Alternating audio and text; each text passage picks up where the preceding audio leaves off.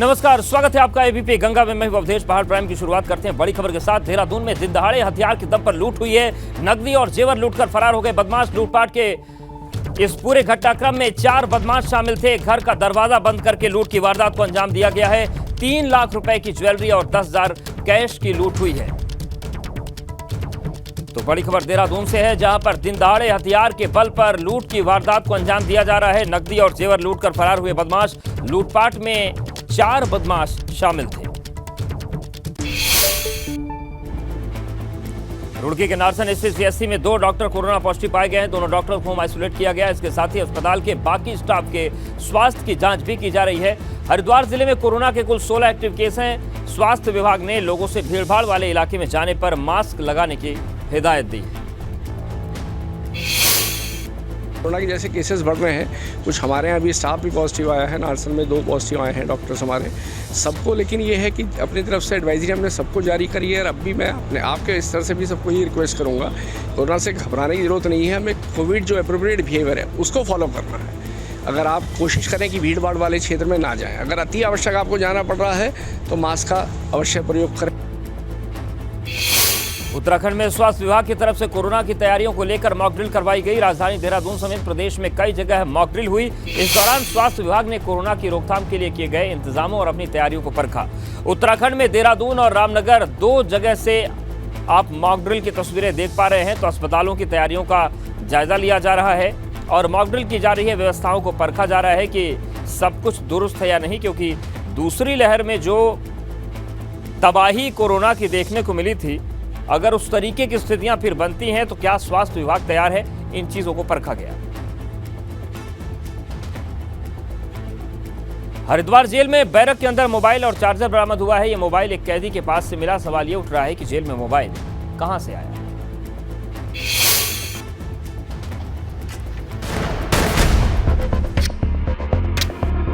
Jail में मिला mobile,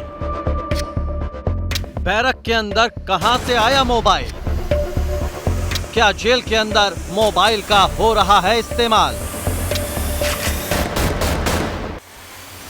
Haridwar की जिला जेल किसी न किसी वजह से सुर्खियों में रहती है। इस बार जेल की सुर्खियां बना है बैरक के अंदर मिला मोबाइल और उसका चार्जर, जिसने जेल प्रबंधन के साथ ही पुलिस की भी चिंता बढ़ा रखी है।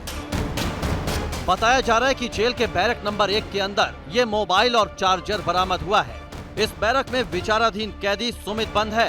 शक होने पर जब जेल कर्मियों ने उसकी तलाशी ली तो तलाशी के दौरान कैदी के पास से मोबाइल और एक चार्जर मिला है। इस घटना के बाद जेल परिसर की सुरक्षा बढ़ा दी गई है। जांच की जा रही है कि ये मोबाइल जेल के अंदर आया कहां से।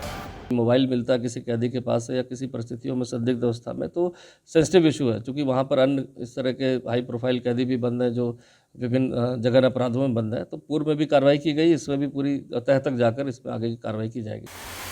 रोशनाबाद स्थित जेल में कुख्यात अपराधी सुनील राठी, प्रदीप तोमर और उत्तराखंड लोक सेवा आयोग के पेपर लीक मामले का मास्टरमाइंड संजीव चतुर्वेदी जैसे कई हाई प्रोफाइल अपराधी बंद हैं। ऐसे में पुलिस इन अपराधियों का मोबाइल कनेक्शन खंगालने में जुटी है। इसी जेल के अंदर से कई बार फोन पर ही रंगदारी मांगने के मामले सामने आ चुके हैं। कहा जा रहा है कि जेल में बंद सुनील राठी जैसे कुख्यात अपराधी जेल से ही अपना नेटवर्क ऑपरेट कर रहे हैं, मगर पुलिस आज तक इन अपराधियों के नेटवर्क को तोड़ नहीं पाई है। एबीपी गंगा के लिए हरिद्वार से रोहित सिखौला की रिपोर्ट। वहीं देहरादून में एक नशा मुक्ति केंद्र में युवक की मौत का मामला सामने आया। इसे लेकर परिजनों ने शव सड़क पर रखकर हंगामा कर दिया। आरोप है कि नशा मुक्ति केंद्र के कर्मचारी मृतक को उसके घर के बाहर छोड़कर चले गए। परिजनों ने नशा मुक्ति केंद्र संचालकों पर उनके बेटे के साथ मारपीट और हत्या करने का आरोप लगाया है। सूचना आई थी कि एक जो युवक है उसको उसके परिजनों द्वारा जो है नशा मुक्ति केंद्र में भर्ती कराया था। आज सुबह जो है उनके द्वारा उसकी डेड बॉडी से घर में छोड़ी गई है। इसी चीज़ को लेकर के इन्होंने जो है पुलिस को सूचना दी है। हम लोग मौके पर हैं, जो अग्रिम वैधानिक कार्रवाई होगी वो की जाएगी। देहरादून में प्रवेशोत्सव कार्यक्रम का आयोजन किया गया है। सीएम पुष्कर सिंह धामी भी शिरकत करने पहुंचे हैं। यह कार्यक्रम शिक्षा विभाग की तरफ से करवाया गया। इस मौके पर सीएम पुष्कर सिंह धामी ने छात्र छात्राओं को नए शैक्षणिक सत्र के लिए बधाई दी। मुख्यमंत्री धामी ने कहा, प्रदेश सरकार छात्र छात्राओं के लिए 2 नए छात्रावास टनकपुर और श्रीनगर में तैयार किए जा रहे हैं। इसके साथ ही मुख्यमंत्री धामी ने कहा कि उत्तराखंड में शिक्षा के स्तर में सुधार करने के लिए सरकार लगातार कोशिशें कर रही है। जो नई शिक्षा नीति आई है आदरणीय प्रधानमंत्री नरेंद्र मोदी जी के नेतृत्व में, निश्चित रूप से ये बच्चों के समग्र भविष्य का निर्माण करेगी और जिस भारत की कल्पना लंबे समय से की जाती थी कि भारत दुनिया का सिरमौर बनेगा, भारत दुनिया को दिशा देने वाला भारत बनेगा, तो ये ज्ञान के बिना संभव नहीं है। और जिस प्रकार से नई शिक्षा नीति आई है जिसमें उसमें अनेकों आयाम उसमें शिक्षा के लिए रखे गए हैं। उत्तराखंड में इन दिनों अवैध मज़ारों का मुद्दा खूब गरमाया हुआ है। सीएम धामी कई बार कह चुके हैं उत्तराखंड में धर्म के नाम पर अतिक्रमण बर्दाश्त नहीं होगा। उधर भाजपा विधायक दिलीप रावत ने भी इसे लेकर चिंता जाहिर की, मगर पूर्व सीएम हरीश रावत भाजपा पर तंज कसते नजर आ रहे हैं। लैंड जिहाद एक छोटा मोटा एक घटना नहीं है, इसके पीछे बहुत बड़ा षड्यंत्र है और बहुत सारे लोग जो हैं हिंदुस्तान को एक उसकी संस्कृति को मिटाना चाहते हैं और विशेषकर देवभूमि को, उत्तराखंड को इसलिए टारगेट कर रहे हैं क्योंकि ये आइडियल प्रदेश है सनातन धर्म का, और इसलिए यहाँ पर लैंड जिहाद करके वो हमारे संस्कृति को, हमारे धर्म को आघात पहुँचाना चाहते हैं।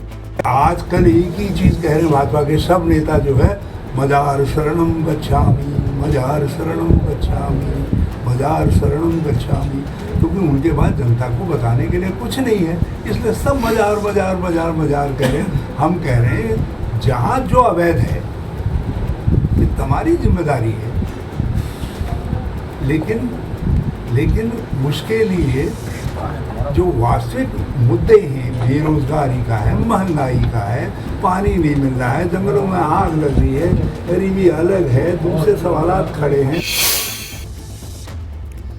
और बड़ी खबर हरिद्वार से है। सीएम धामी के फैसले का संतों ने स्वागत किया है। लैंड जिहाद मामले में एक्शन पर संतों ने खुशी जताई है। अखाड़ा परिषद अध्यक्ष महंत रविंद्र पुरी के नेतृत्व में बैठक हुई। हरिद्वार में संतों ने सीएम धामी का धन्यवाद दिया है। जो बातें लैंड जिहाद को लेकर कही गई हैं, कहा गया कि धर्म के नाम पर अतिक्रमण बर्दाश्त नहीं होगा, इसको लेकर अखाड़ा परिषद के अध्यक्ष महंत रविंद्र पुरी के नेतृत्व में बैठक हुई और संतों ने इस पर खुशी जताई है। 25 अप्रैल से शुरू होने जा रही केदारनाथ धाम की यात्रा की तैयारियां जोर शोर से चल रही हैं। डीएम मयूर दीक्षित ने केदारनाथ यात्रा मार्ग पर व्यवस्थाओं का जायजा लिया।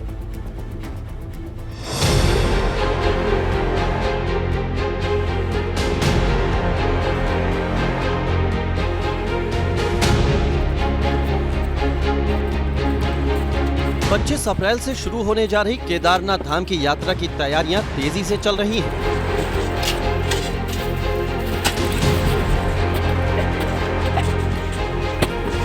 मजदूरों ने भीषण ठंड और बर्फबारी के बीच बड़े बड़े ग्लेशियरों को काटकर धाम तक का रास्ता तैयार कर दिया है।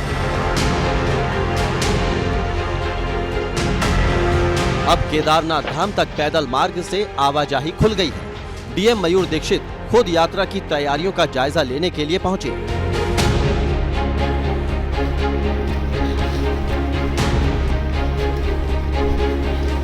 मयूर दीक्षित ने गौरीकुंड से केदारनाथ धाम तक पैदल मार्ग का निरीक्षण किया। केदारनाथ धाम तक पैदल मार्ग से बर्फ हटाने के लिए मजदूरों को करीब 2 महीने का समय लगा है। मार्च के पहले हफ्ते में पूरे मार्ग से बर्फ हटाकर आवाजाही शुरू करा दी गई थी, लेकिन फिर से हुई बर्फबारी के कारण पैदल मार्ग बर्फ से ढक गया था। पिछले दिनों भैरव और कुबेर गदेरा में ग्लेशियर टूट गया था, जिससे पैदल मार्ग पर बहुत बड़ा ग्लेशियर आ गया था और आवाजाही बंद हो गई थी। इसे साफ करने में भी मजदूरों को काफी मशक्कत करनी पड़ी। हालांकि यात्रा मार्ग पर अभी भी ग्लेशियर जमे हुए हैं, जिनके बीच से यात्री होकर गुजरेंगे। इन ग्लेशियर की लंबाई 50 मीटर से भी ज्यादा है।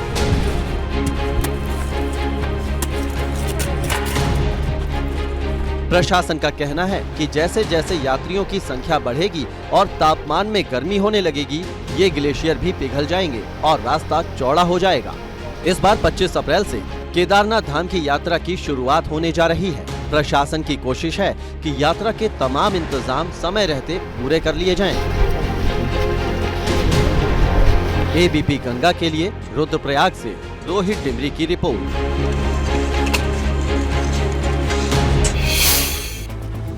बरसात के मौसम में खराब मौसम की वजह से हेली सेवाओं के संचालन में काफी परेशानी होती है, मगर इस बार चारधाम यात्रा पर मौसम बाधा नहीं बनेगा। खराब मौसम की वजह से पिछले सीजन में एक हेलीकॉप्टर भी क्रैश हुआ था, मगर इस बार सरकार चारधाम में डॉपलर राडार लगाने की तैयारी कर रही है।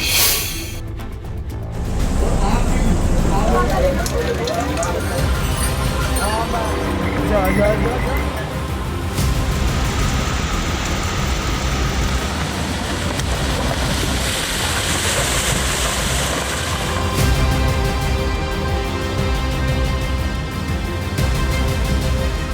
धाम यात्रा के दौरान खराब मौसम सबसे बड़ा रोड़ा बनता है। बारिश के मौसम में एक तरफ लैंडस्लाइड की घटनाएं होती हैं, तो वहीं हेली सेवाएं भी जोखिम के साथ उड़ान भरती हैं। मगर इस बार सरकार ने योजना बनाई कि बारिश और खराब मौसम से कम नुकसान हो।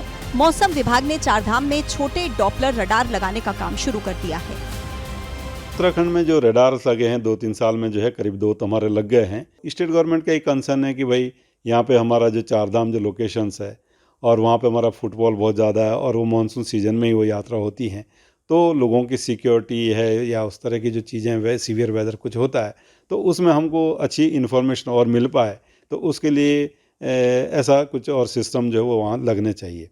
तो उसमें बिल्कुल IMD ने फिर जो टेक्निकल स्पेसिफिकेशन है, टेक्निकल सपोर्ट जो है वो स्टेट गवर्नमेंट को दिया है, तो आगे अब स्टेट गवर्नमेंट उस चीज़ को प्रोसेस करेगी। चार धाम में छोटे डॉपलर रडार से लगने से मौसम के बारे में जानकारी मिलेगी, जिसके चलते मौसम साफ होने पर ही हेली सेवाओं का संचालन होगा। मौसम की सटीक जानकारी होगी तो इससे हादसों से भी बचा जा सकेगा। इसके लिए IMD ने राज्य सरकार को टेक्निकल सपोर्ट दिया है। जो हेलीकॉप्टर की फ्लाइंग की सुरक्षा है वो मुख्यतः विषय DGCA का होता है और DGCA उसको बड़ी तत्परता से और बड़े विस्तार से उस व्यवस्थाओं का मुआयना करता है और उसी के बाद किसी भी ऑपरेटर को वहाँ पर फ्लाइंग की अनुमति दी जाती है। हम लोग जगह जगह पर CCTV कैमरेज लगाएंगे और वो CCTV कैमरास के रिले हम लोग जहाँ से हेलीकॉप्टर्स टेक ऑफ करते हैं वहाँ पर उपलब्ध करा दिए जाएंगे, ताकि जहाँ से भी हेलीकॉप्टर से वैली में मुड़ते हैं वहाँ पर किस तरीके का मौसम है उसकी हम लोग एक जानकारी दे सके। खराब मौसम की वजह से केदारनाथ में सबसे बड़ा हेलीकॉप्टर हादसा 25 जून 2013 को हुआ था। आपदा राहत बचाव के दौरान पायलट को पायलट समेत 20 जवानों की जान गई थी। 2010 से लेकर 2019 तक खराब मौसम की वजह से केदारनाथ में 6 हेलीकॉप्टर हादसे हो चुके हैं। सरकार की कोशिश है कि बरसात के मौसम में चार धाम यात्रा सुचारू रूप से चले, ताकि तीर्थ यात्री सुखद अनुभव के साथ अपने घर लौटे। ABP गंगा के लिए देहरादून से रवि केंतुरा की रिपोर्ट।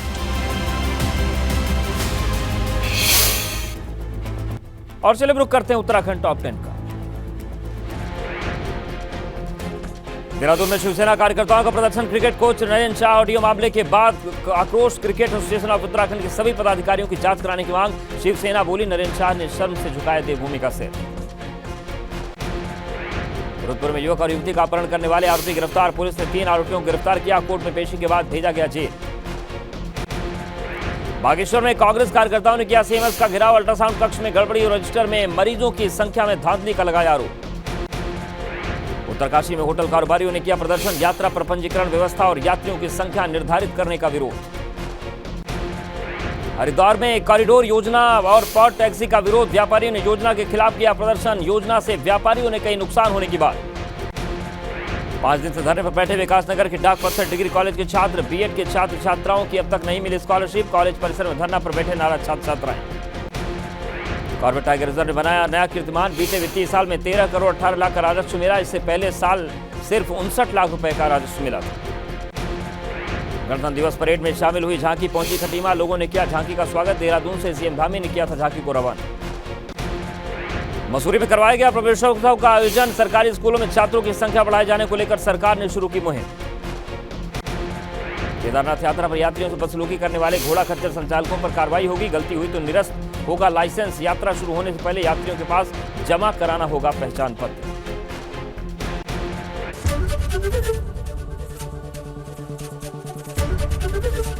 ABP गंगा, खबर आपकी, जुबान आपकी।